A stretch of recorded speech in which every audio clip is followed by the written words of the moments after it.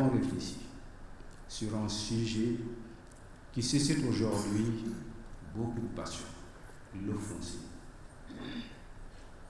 Les enjeux actuels de la réflexion sur le foncier se structurent autour de plusieurs axes principaux, parmi lesquels figure en bonne place la gestion durable des ressources naturelles.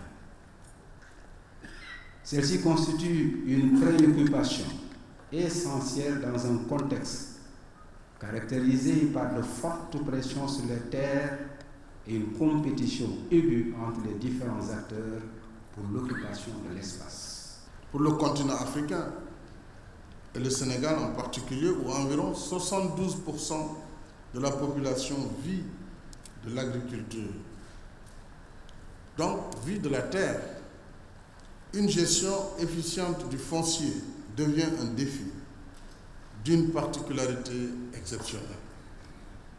Pour dire que la modernisation des filières agricoles subsahariennes est donc à la fois une nécessité sociale, politique et économique. Ce n'est qu'à travers la mise en synergie de nos expertises que nous apporterons les meilleures réponses aux multiples défis avec lesquels nos agricultures, je parle de l'Afrique, se trouvent confrontées. Il faut reconnaître que les politiques publiques agricoles ne peuvent réussir sans une gestion apaisée du foncier.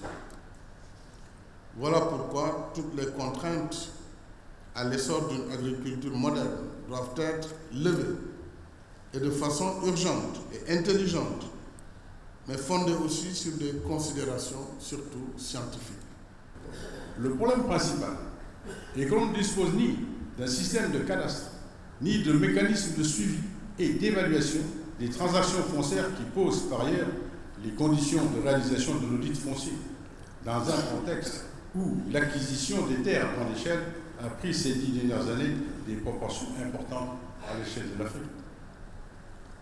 Le rapport de la Banque mondiale, publié en 2010 sur la question, est à ce titre édifiant.